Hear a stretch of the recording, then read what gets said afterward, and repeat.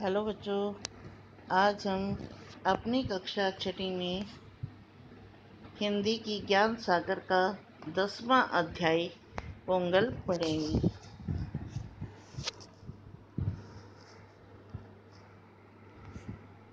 तो पोंगल क्या है? पोंगल एक त्योहार का नाम है जो तमिलनाडु में मनाया जाता है।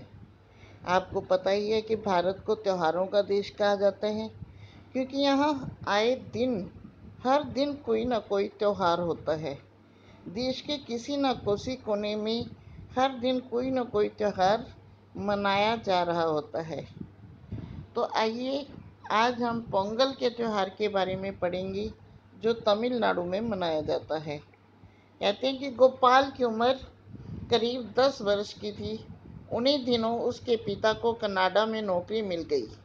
वे सभी कनाडा चले गए। वहाँ गोपाल का मन काफ़ी लग गया था, फिर भी उसे बहुत बार भारत की याद आती थी। उसे मद्रास के निकट के अपने गांव का स्मरण होता, जहाँ उसके दादा दादी रहते थे। उसके दादा दादी कहाँ रहते थे? तमिलनाडु के एक गांव में रहते थे जो मद्रास के निकट था। वहाँ उसने अनेक रंग बिरंगे मेले त्योहार देखे थे। इसमें पोंगल उसका सबसे प्रिय त्योहार था। अब 2 दिन बाद ही उसे पिताजी ने बताया कि वे सब 1 महीने के लिए भारत जा रहे हैं। यह सुनते ही वह खुशी से नाच उठा। गोपाल अपने माता पिता के साथ पोंगल के से 1 दिन पहले अपने गांव पहुंचा। वहां सभी घरों में सफेदी हो रही थी, क्योंकि अगले दिन पोंगल था। पोंगल से पहले सारी रात पुरानी वस्तुओं की होली सी जलाते हैं। इसी दौरान ढोल आदि भी बजाए जाते हैं। यह सब उसे दादी माँ ने बताया था। उसे बताया गया था कि ढोल को तमिल में बोगी कोटू कहते हैं। ढोल को तमिल में क्या कहते हैं? बोगी कोटू। स्मरण मतलब किसी बात की याद आना, भव्य मतलब बड़ा, सुंदर, शानदार। अब रात को 1 दिन पहले क्या करते हैं कि पोंगल एक से पहले सारी रात पुरानी वस्तुओं की होली सी जलाई जाती है।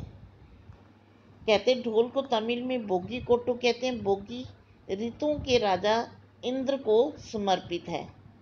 इंद्र नई ऋतुओं के आगमन की घोषणा करते हैं। कहते इस दिन जो इंद्र हैं वो नई ऋतु के आगमन की घोषणा करते हैं।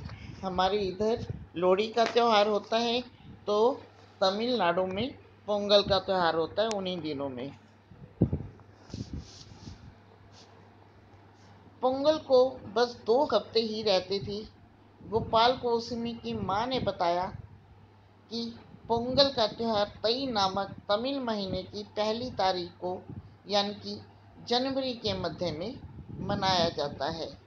माँ ने उसे यह भी बताया कि तमिलनाडु में धान की फसल समेटने के बाद लोग खुशी प्रकट करने के लिए पोंगल का त्यौहार मनाते हैं।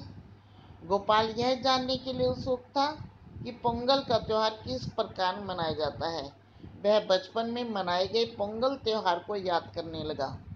पार्वती गाय उसे आज भी याद थी। दादी माँ पोंगल के दिन उसे सजाती संवारती थी। इसी दिन गांव के बैलों को भी भव्य रूप से में सजाया जाता और गली कूचों में उनका जुलूस निकाला जाता। यानी कि पोंगल का त्यौहार विशेषकर फसल को समेटने की खुशी में मनाया जाता है। कहते कि यह इस त्योहार को गाय की पूजा की जाती है, बैलों को सजाया जाता है और गली कूचों में उनका जुलूस निकाला जाता है, क्योंकि बैल जो है कृषि से संबंधित होने के कारण इस दिन लोग पशुओं के प्रति कृतज्ञता प्रकट करते हैं। गोपाल की दादी माँ ने चावल के आटे से फर्श पर बहुत सुंदर सुंदर आकृतियां बनाई। गोपाल ने दादी से पूछा कि दादी यह क्या है?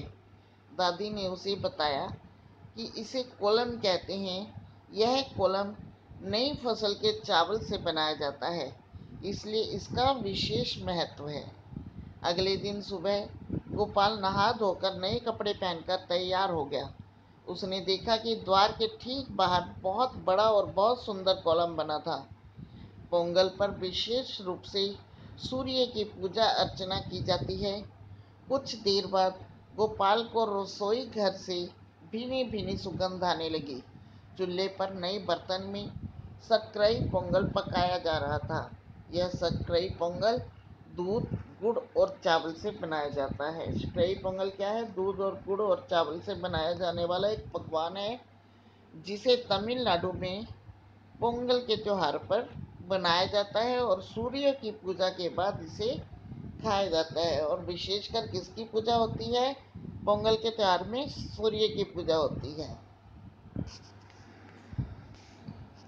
दादी माँ ने उसे बताया कि तमिलनाडु के लोग हल्दी को बड़ा पवित्र मानते हैं। हल्दी और धान की फसल एक साथ निकलती है। इस अवसर पर अन्न भंडार भरे रहते हैं। प्रकृति की शोभा देखते ही बनती है। गोपाल को बचपन के गली कूचों में डोलते बैलों की याद हो आई। दादाजी ने बताया कि वे अगले दिन माट्टू पोंगल पर दिखाई देंगे। कि पोंगल के अगले दिन माट्टू पोंगल होता है और इस दिन पशुओं के प्रति कृतज्ञता प्रकट की जाती है। क्या कृतज्ञता मतलब होता है आभार प्रकट किया जाता है, उनका धन्यवाद किया जाता है कि पशु क्या करते हैं कि खेती बाड़ी में हमारा सहयोग करते हैं। पोंगल खेती बाड़ी का त्योहार है। किसानों से संबंध होने के कारण इस दिन बैलों को भी सजाया जाता है। अगले दिन गोपाल ने बैलगाड़ियों की दौड़ का भी भरपूर मजा लिया। इस प्रकार गोपाल का भारत आगमन सार्थक हुआ। सार्थक मतलब सफल। उसने इस त्योहार को का हृदय से आनंद उठाया। हृदय मतलब दिल। उसके पिताजी ने कहा कि वह ये दिन कभी नहीं भूलेगा।